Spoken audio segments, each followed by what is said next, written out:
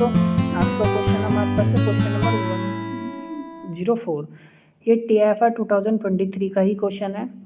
Question कह रहा है एक डायटोमिक मॉलिक्यूल है, मास M1 M2, 1 AMU और दूसरे का मास कितना दे रखा है 8 AMU, which are separated by distance r and bound by an effective interaction potential of the form. तो एक मास हमारे पास M1 हो गया, M2 हो गया, ठीक है ना, और इनके बीच का इंटरन्यूक्लियर डिस्टेंस है r, ये दे रखा है। अफेक्टिव पोटेंशियल ये है, समझ में आया, यार की पावर 4 है यहाँ पे। तो एप्सिलॉन नोड का वैल्यू दे रखा है, ए और बी दोनों इक्वल दे रखे हैं, कितना है 1 एंगस्ट्रोम हमारे पास, एंड 1 AMU का वैल्यू भी दे रखा है। क्वेश्चन कह रहा है making a small oscillation approximation. Small oscillation approximation को एज्यूम करना और फ्रीक्वेंसी बताना है वाइब्रेशनल स्पेक्ट्रा की इस मॉलिक्यूल की रफली कितनी होगी, ठीक है ना। तो देखो फ्रीक्वेंसी, तो क्या फ्रीक्वेंसी हम निकाल सकते हैं, mu is equal to 1/2π√k reduced mass. तो यदि हम रिड्यूस्ड मास निकाल ले, फोर्स कांस्टेंट निकाल ले, दोनों को डिवाइड कर दे, अंडर रूट कर दे, फिर 1/2π से डिवाइड करें तो हमारे पास फ्रीक्वेंसी आसानी से आ जाएगी, ठीक है। तो देखो मैं बताता हूँ आपको कैसे करना है। तो रिड्यूस्ड मास हमारे पास कितना होगा, M1 M2 M1 + M2, ठीक है।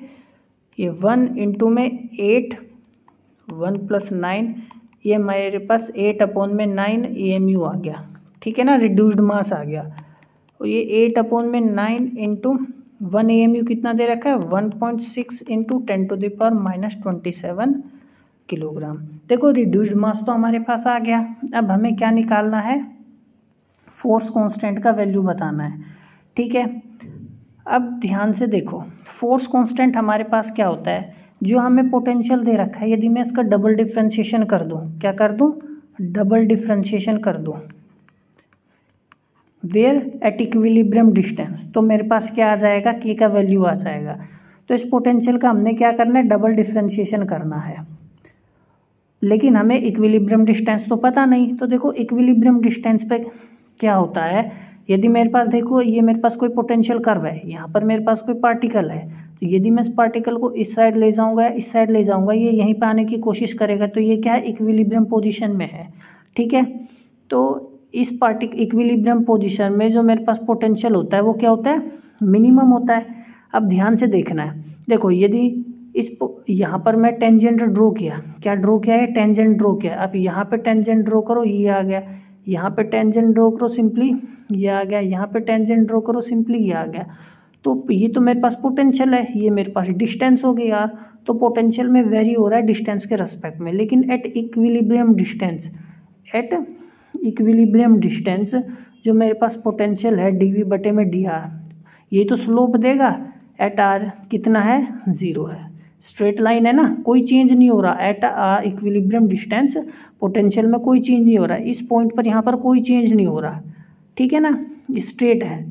तो ये है, तो यहाँ पर इसकी मदद से मैं क्या निकालूंगा, पहले इक्विलिब्रियम डिस्टेंस निकालूंगा।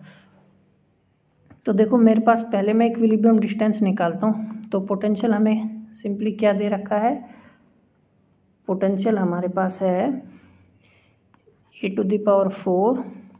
R⁴ माइनस, अब देखो ए और बी इक्वल ही दे रखे हैं, तो मैं ना इसको ना A⁴ कर लेता हूँ, आसान रहेगा। यह एक 2 है R⁴², ठीक है। ये बी है हमारे पास, ये क्या दे रखा है, बी दे रखा है ना, A⁴ और इसको भी A⁴ कर लिया, क्योंकि ए और बी हमें इक्वल ही दे रखे हैं, कॉन्स्टेंट वैल्यूज हैं ये तो। अब यदि मैं एक बार डिफ्रेंशिएशन करता हूँ, तो एक बार डिफ्रेंशिएशन करने पे देखो क्या होगा, ये A⁴/4।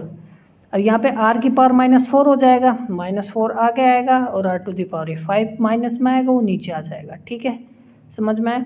उम्मीद आपको डिफ्रेंशिएशन करना आता है, इतना मैं एज्यूम करके चलूँगा। अब दो बच्चे नहीं हो, स्पून फीडिंग तो खैर नहीं होगी, समझ में आ गई बात।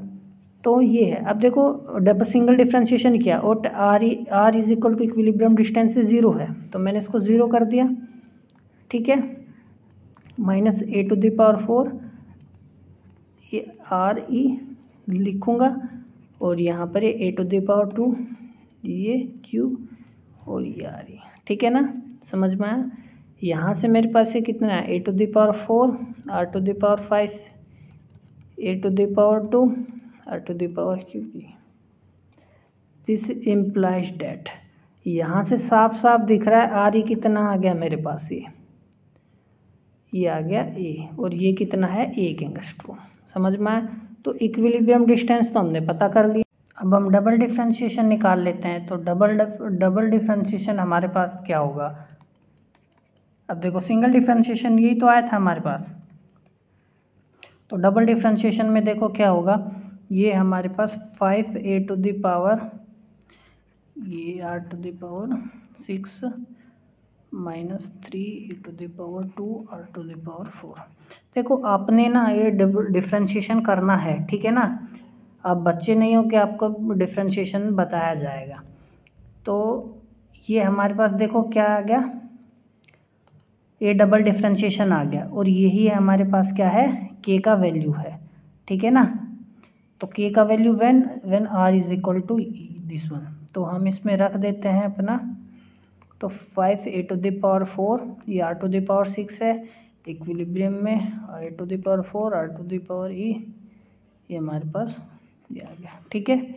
तो ये 2a टू द पावर, अब हमारे पास, अब देखो a और ये जो हमारे पास, सिंपली मैं आपको बताता हूँ, देखो ध्यान से देखना है। जो हमारे पास a है और जो b है और जो r e है, तीनों ही तो इक्वल है, ठीक है ना। तीनों क्या है, इक्वल हैं। तो a से r कट सकता है क्योंकि इक्वल है, तो मैं सिंपली ना इसको 5 अपॉन में r टू द पावर 2 लिख सकता हूँ। a से r कट सकता है तो ये सिंपली मैं 3 अपॉन में r की पावर स्क्वायर लिख सकता हूँ, है ना। समझ में आया मैं क्या कहा, क्योंकि a equal to b equal to r ही है, और हमारे पास ये कितना है, 1 एंगस्ट्रोम है, तो 2e अपॉन में r to the power this one.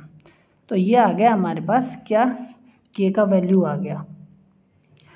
तो k का वैल्यू हमारे पास आ गया है। फ्रीक्वेंसी हमारे पास क्या था, 1 अपॉन में 2 pi under root k upon में रिड्यूस्ड मास। अब आप ध्यान से देखो, k मैंने आपको बता दिया है, रिड्यूस्ड मास भी मैंने आपको बता दिया है। आपको कमेंट बॉक्स में मुझे आंसर बताना है कितना आएगा, ठीक है ना।